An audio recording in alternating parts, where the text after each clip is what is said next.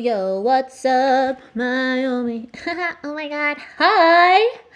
Wow, welcome back to the Friend Crush podcast. I'm your host, Amber Akilla, and I'm really sorry that I fell off. It's been a month since the last episode, which was meant to be part 1 of the Friend breakup series. I don't really have like an excuse for why I fell off, but let me give you a little recap on the thought process that resulted in like a month of me just like not being on the internet. So basically, I recorded the first part of the Friend breakup series and I posted it, and then I was thinking like, damn, how am I going to follow this up? Like, what is the next part of the Friend breakup that we need to address?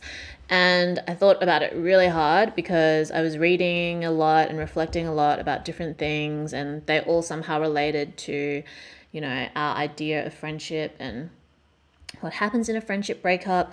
And then all this stuff happened in my life that was kind of like full circle and, you know, had to do with like people from the past resurfacing. How do I deal with that? Can you be friends with somebody that you've had a friend breakup with? How do you deal with, okay, whatever. Anyway, and then like my computer doesn't fucking work. So anytime I open Final Cut to do a video version, my computer crashes. Can't open GarageBand properly. It's just a whole bloody mess. Anyway, I wanted to break up the Friend breakup series with this episode about love. What is love? You know, I think we have like kind of fucked up ideas about what love actually is. How do we understand it and how do we practice it? Because love is not just a feeling, you know what I mean? And I had shared this book that I was reading on Instagram when I was on Instagram, but I'm currently not on Instagram, but I'll be back on Instagram soon. The Road Less Traveled by M. Scott Peck. So this book has how many sections? It has 4 sections. Discipline. Number 2, love. Number 3, growth in religion. And number 4, grace. So I really love this book because it is kind of like a combination of spirituality and psychology. And that's something that I've been exploring more this year, just having time to think about spirituality in a kind of like rational and scientific context, because I definitely am a spiritual person. It's something that I've been exploring from a young age, and I think this year I've definitely connected it more with psychological principles in order to better understand myself, better understand other people, and why the world is so fucked up. Anyway, so this book is great. Obviously, I don't resonate with like every single thing that is said in this book, but I feel like, you know, main ideas are important. So the love section, it is divided into the following.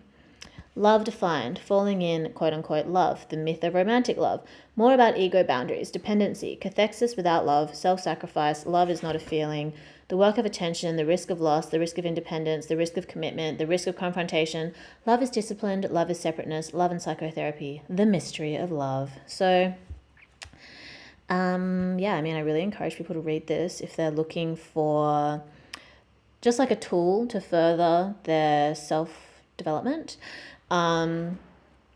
But basically, I think the main distinction that I want to make is the difference between love and cathexis and how we get these things confused. So this book, The Road Less Traveled, and also Bell Hooks, All About Love, discuss the difference in these two definitions. So let's talk about cathexis first, which is like, okay, so when talking about how love is not a feeling, Mr. M. Scott Peck says, the feeling of love is the emotion that accompanies the experience of cathecting. Cathecting is a process by which an object becomes important to us. Once cathected, the object, commonly referred to as a love object, is invested with our energy as if it were a part of ourselves, and this relationship between us and the invested object is called cathexis. So we may have many such relationships going on at the same time. We speak about cathexis, the process of withdrawing our energy from a love object so that it loses its sense of importance for us is known as decathecting. The misconception that love is a feeling exists because we confuse cathecting with loving. Love is an action, it's an activity, and this is what leads to the major misconception of love, which is that love is not a feeling. And many people possess a feeling of love and even act in response to that feeling. They're actually acting in a manner of unloving and destructive ways. So a genuine loving individual will often take loving and constructive action toward a person he or she consciously dislikes, actually feeling no love toward the person at the time, and perhaps even finding the person repugnant in some way. Okay, so then he says that it's understandable because they're very similar processes, love and cathecting, but there are striking differences. So first of all, we can cathect an object, animate or inanimate, with or without spirit. So a person might cathect the stock market or a piece of jewelry and may feel love for these things. And then secondly is that we have cathected another human being does not mean that we are a whit for that person's spiritual development. The dependent person, in fact, usually fears the spiritual development of a cathected spouse. And then this goes to the definition of love. So his definition of love, which is one that I've seen in many different texts, is that it's the will to extend one's self for the purpose of nurturing one's own or another's spiritual growth. So if you love yourself, you're trying to further your own spiritual growth. If you love another person, you are willing to extend yourself to nurture their spiritual growth. And this is like such an important concept for us to understand in order to understand who and what we are connecting with. So saying that you love a piece of jewelry or you love a piece of clothing or you love a specific activity is kind of like having a loving feeling towards something, but you can't actually like love something that doesn't have a spirit, essentially. It even talks about how, you know, the way that you connect with your pets is different to love, because you as a human can't really further the spiritual growth of your cat or dog. It doesn't mean you can't say that you love your cat or dog, but it's important to know the difference between love and cathexis. I'm still going to say that I love all kinds of shit, but when it comes to dealing with friendships and relationships, I need to understand, you know, the practice of loving that person. Do I actually love them, or am I just attached to them in some way? And this then goes back into friendship and friend breakups. So I think the point that they make in terms of a dependent person usually fears the spiritual development of a cathected spouse or partner. So if you think about having a toxic friend, and when you start changing and growing, that person in their fixed state becomes threatened by your change. I think that is not really a friendship based on love, because that person is only interested in how their idea of you can serve their idea of themselves, and not actually like how the two of you can grow together, which is such an important part of friendship for me, becomes such an important part of friendship for me, because I've been in so many situations where I now realize that was not love, that was cathexis. And that person trying to convince me that it was somehow love on their part, me no longer wanting to be associated with them, or me being unable to feel safe in a friendship. That's not love, okay? Period. And that's okay. But understanding it for me has helped me a lot in terms of like recognizing those situations for what they were or what they are, and just being able to move accordingly.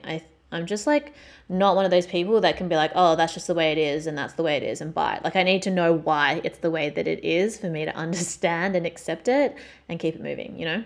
Because I don't want to make the same mistake twice. And I'm that dumb bitch that is like walking out of one toxic friendship and straight into another one because I didn't know what to look for. I didn't understand. I wasn't consciously like aware of where things went wrong, what red flags I need to be looking out for. And then I get into the same fucking emotional trap. So the difference between cathexis and love is very important. And M. Scott Peck talks about it in his book, Road Less Traveled. So basically, we have a misconception that love is a feeling, and then we confuse cathecting with loving. We play ourselves in that respect. And you can cathect, anything, an object, whether it's animate or inanimate or even an activity. And then just because you've cathecting with a person doesn't mean that you care about their spiritual development. Point 2. Number 3 is that the intensity of our cathexis usually has nothing to do with wisdom or commitment. So this is the example that he provides. 2 strangers may meet in a bar and cathect with each other in such a way that nothing, no previously scheduled appointments, promises made, or family stability is more important for the moment than their sexual consummation. And then, so yeah, you can just be attached and invested into someone for a moment and then have that be that and not care about anything else to do with their life, which is fine. Then our cathexis may be fleeting and momentary. So after these 2 people have consummated, they might just find each other unattractive and undesirable. And I mean, I'm sure we've all been in situations like that. Someone that you thought was hot for a minute suddenly turned out to not be so hot from under different lighting or seen from a different angle. So you can decathect something almost as soon as we have cathected it. And I can say wow, I really like this top. 5 minutes later, wow, that's the ugliest top I've ever seen. Cathecting, decathecting. So genuine love, on the other hand, implies commitment and the exercise of wisdom. When we are concerned for someone's spiritual growth, we know that a lack of commitment is likely to be harmful and that commitment to that person is probably necessary for us to manifest our concern effectively. In a constructive relationship, or by extension friendship, you need to regularly, routinely, and predictably attend to each other and the relationship, no matter how you feel. Because it's when people no longer feel like being in each other's company and they would rather be somewhere else that love begins to be tested and will be found to be present or absent. So this is also something that I've been thinking about this year, in terms of how crisis is really when you see someone's true colors, because this year has been so incredibly fucked up. You're going to be seeing a lot of people's true colors under the harsh light of a fucking global pandemic. So yeah, if you really love somebody, it's being able to show up even when you feel like shit. It's being able to commit to them and being there for them even when, shit's hit the fan. And I think it's fine to not have the capacity to hold space for somebody in your life. But what I'm trying to do is understand how these relationship dynamics work, how I can be of better service to the people that I care about, and then fuck off everything else that doesn't matter to me. I don't want to lie to myself about what I do and don't care about and then be living in a bloody illusion. So yeah, I don't know. That's just how I feel. If you want to live in your own personal illusion, go for it. You don't have to listen to this shit. Anyway, so genuine love can transcend the matter of cathexis. When love exists, it does so with or without cathexis and with or without a loving feeling.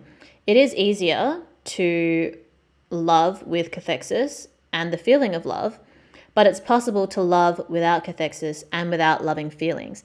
And because it's in this fulfillment of possibility that genuine and transcendent love is distinguished from simple cathexis. So the key word is the will. Love is defined as the will to extend oneself for the purpose of nurturing one's own or another's spiritual growth. Genuine love is volitional rather than emotional. The person who truly loves does so because of a decision to love, and this person has made a commitment to be loving whether or not the loving feeling is present. If it is, so much the better, but if it isn't, the commitment to love, the will to love, still stands and is exercised. Conversely, it is not only possible, but it is necessary for a loving person to avoid acting on feelings of love. So your feelings of love may be unbounded, but your capacity to be loving is limited. Therefore, you must choose the person on whom you focus your capacity to love and toward whom to direct the will to love. True love is not a feeling by which we are overwhelmed. It is a commitment and thoughtful decision. Okay, so we've distinguished cathexis from love, so like being attached or invested in something, versus the will to extend oneself for one's own or another's spiritual growth. And then he also distinguishes falling in love, falling in quote unquote love. I'm sorry, I just keep referencing this book like I don't even know how to like not, because I just feel like it's all summarized so well. So of all the misconceptions about love, the most powerful and pervasive is the belief that falling in love is love, or at least one of the manifestations of love. It is a potent misconception because falling in love is subjectively experienced in a very powerful fashion as an experience of love. When a person falls in love with what he or she certainly feels is, I love him or I love her. But two problems are immediately apparent. The first is that the experience of falling in love is specifically a sex-linked erotic experience. We do not fall in love with our children, even though we may love them very deeply. We do not fall in love with our friends of the same sex unless we are homosexually oriented, even though we may care for them greatly. We fall in love only when we are consciously or unconsciously sexually motivated. The second problem is that the experience of falling in love is invariably temporary. No matter whom we fall in love with, we sooner or later fall out of love if the relationship continues long enough. This is not to say we invariably cease loving the person with whom we fell in love, but it is to say that the feeling of ecstatic lovingness that characterizes the experience of falling in love always passes. The honeymoon always ends. The bloom of romance always fails. So I think this is really interesting in terms of how we see romantic relationships, because everybody always says like the honeymoon always ends, blah, blah, blah. And for me, like I'm not very good at long-term relationships. And I feel like I've always had this tension between falling in love and then the practice of love. Even if I'm no longer experiencing this honeymoon period with someone, I still have standards for how I want to be treated and standards for how I treat the person that I'm committed to in that period of time. And I've always had an issue with other people thinking that your honeymoon phase is over and now they can treat you like shit, which I will not stand for. And I think that reflects onto their inability to really understand what the practice of love requires of them and what being in a relationship actually means. And that has always been reflected back onto me somehow into my like inability to commit to somebody. And it's like, yeah, I'm unable to commit to people who think it's okay to treat me like shit, period. Sorry about it, not sorry. So something that we should all learn from, because why do you want to be feeling alone when you're supposed to be committed to somebody? I think that's like the most isolating feeling ever. You're in company, but you're not connecting with the person you're in company with. That shit is fucking sad. And life is too short to be living like that, honey. So furthering our discussion about falling in love, he says, the essence of the phenomenon of falling in love is a sudden collapse of a section of an individual's ego boundaries, permitting one to merge his or her identity with that of another person. The sudden release of oneself from oneself, the explosive pouring out of oneself into the beloved, and the dramatic secretive loneliness accompanying this collapse of ego boundaries is experienced by most of us as ecstatic. We and our beloved are one. Loneliness is no more. In some respects, but certainly not in all, the act of falling in love is an act of regression. The experience of merging with the loved one has in its echoes from the time when we were merged with our mothers in infancy. Although the merging, we also re-experience the sense of omnipotence that we had to give up in our journey out of childhood. All of these things seem possible. United with our beloved, we feel we can conquer all obstacles. We believe that the strength of our love will cause the force of opposition to bow down in submission and melt away into the darkness. All problems will be overcome. The future will be all light. The unreality of these feelings when we have fallen in love is essentially the same as the unreality of a 2-year-old who feels itself to be the king of the family and the world with power unlimited. Another thing that I've observed in my relationships is like men and their clownery. Like the promises that men will make in a heat of the moment when they're in a feeling of love and the reality of how they actually behave is like night and day sometimes, So that's not love. That's just them experiencing love, but not actually practicing love. So, just as reality intrudes upon the 2-year-old's fantasy of omnipotence, so does reality intrude upon the fantastic unity of the couple who have fallen in love. Sooner or later, in response to the problems of daily living, individual will reassert itself. He wants to have sex, she doesn't. She wants to go to the movies, he doesn't. He wants to put money in the bank, she wants a dishwasher. She wants to talk about her job, he wants to talk about his. She doesn't like his friends, he doesn't like hers. So both of them, in the privacy of their hearts, begin to come to the sickening realization that they are not one with the beloved, that the beloved has and will continue to have his or own desires, tastes, prejudices, and timing different from the others. One by one, gradually or suddenly, the ego boundaries snap back into place. Gradually or suddenly, they fall out of love. Once again, they are two separate individuals. At this point, they begin either to dissolve the ties of their relationship or initiate the work of real loving. By my use of word real, I'm implying that the perception that we are loving when we fall in love is a false perception, and that our subjective sense of lovingness is an illusion. Real love does not have its roots in a feeling of love. Falling in love is not an extension of one's limits or boundaries. It is a partial and temporary collapse of them. The extension of one's limits requires effort. Falling in love is effortless. Real love is a permanently self-enlarging experience. Falling in love is not. And, falling in love is a trick that our genes pull in our otherwise perceptive mind to hoodwink or trap us into marriage. So, just much to think about. Definitely a feeling that I've had before. Like I talk about how like a lot of concepts I've sort of considered in abstract and not really been able to express in words that make sense. They've kind of been done so in this book. You know, it's really appeasing my confirmation bias, this book.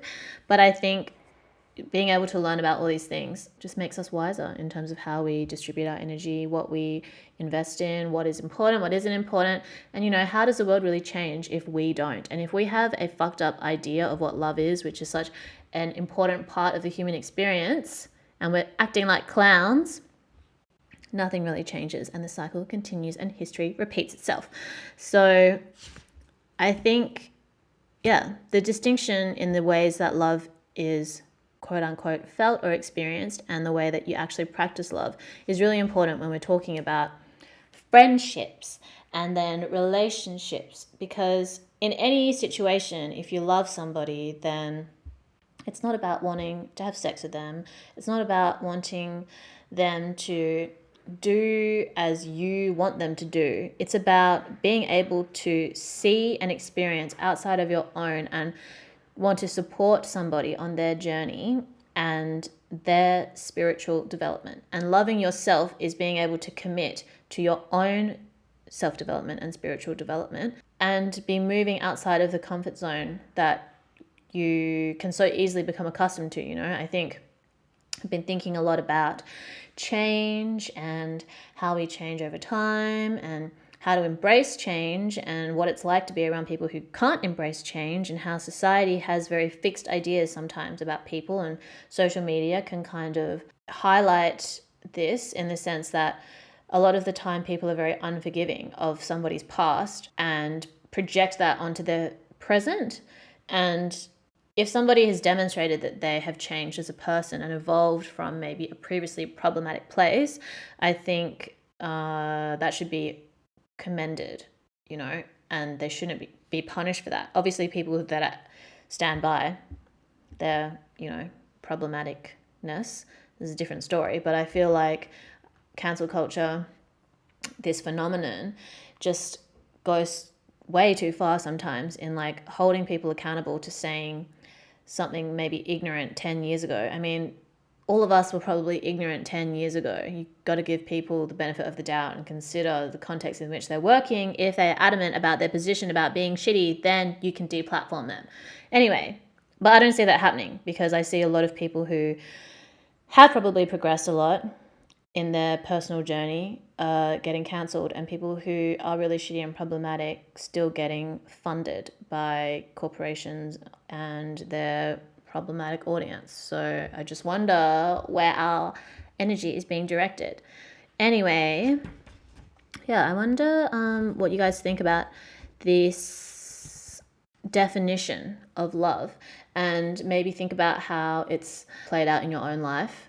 It can be very confronting sometimes to think back on situations that you've been in where you thought you were acting in a loving way, or you loved somebody, or you felt love, and then realizing that maybe that wasn't actually love, given the way that we talk about and fantasize and romanticize love. It's hard to think about situations you've been in where you thought it was a foundation of love when really it wasn't. But in terms of how this relates to friendships, I would say that the most rewarding friendships that I have are ones with people where we can accept each other for who we are and just wish each other the best, regardless of whether that brings the two of you closer together or not.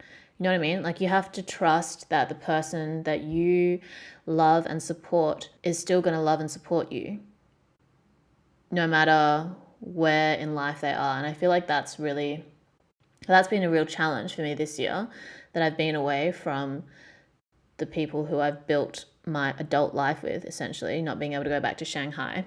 And I still am so happy for them that they're able to live their life and do the things that they're destined to do, even if I'm not there. And I support them from the butt of the world in Australia and look forward to seeing them again. And they support me in my ongoing existential crisis that I'm having in the butt of Australia.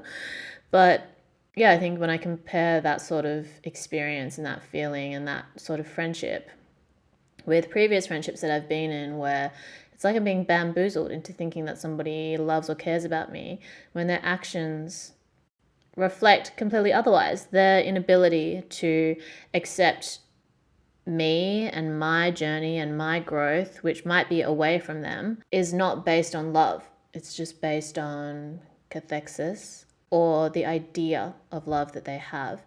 And kind of sad to think about shit that way, but it definitely provides a lot of clarity for situations that I previously wasn't really able to understand or explain in like a rational way. It was just like, why do I feel empty inside when I talk to this person? They keep saying that they care about me, but I don't feel like I'm being cared for, and I care about them, and I hold space for them entirely, and any part of them that they want to share, and yet they don't do that for me. So how is this really love? How is this really a friendship?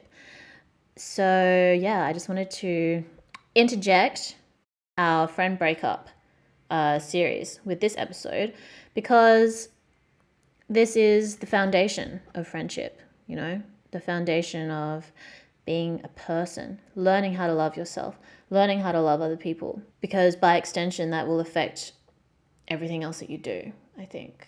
So yeah, if you have not read The Road Less Traveled by M. Scott Peck, I encourage it. Some of the things in this book I do not necessarily resonate with.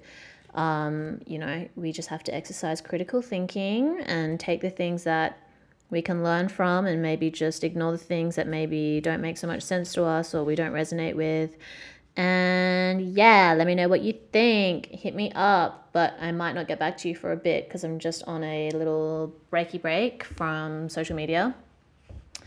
But I'm just going to keep making podcast episodes. I mean, I'm going to be back soon, but I just felt like, I wanted to share a little bit about love. I think, and it's really interesting because obviously, like, I have a very specific sense of humor, which is like dragging the patriarchy and having plenty of sarcastic comments to make about the nature of relationships. And people confuse that with me being like a hollow shell. And I don't really think that's the case, because on the other side of that is like, I have friend crush, which is like inspired by connection and by my friends and cute things and, concepts about love and friendship. And yeah, I definitely don't consider myself, I mean, I make jokes about being an ice queen, but I am not an ice queen. If you really know me, I have plenty of love to give, but I think it's important to know what kind of love you're giving and the standard of the love that you receive. You know, like I say, you can love and want to be loved and still have standards. Okay, don't be out here like being okay with crumbs that people leave for you on the ground. You're better than that. And it's important to go through this journey of self-development, self-love, in order to get to a place where you're receiving the love that you're giving yourself. You know, people don't say, like, how can you love somebody if you don't love yourself? For no reason, because it's true. If you don't have high standards for yourself, nobody else, who else is going to have high standards for you if not you? So we got to start from the inside, work our way out, and then hopefully the world will change in its own little ways from the ways that we do. Anyway, thanks for listening. Miss y'all, and look after yourself. Drink water. You know, tell your friends you love them and you care about them, and go be a better person. Bye.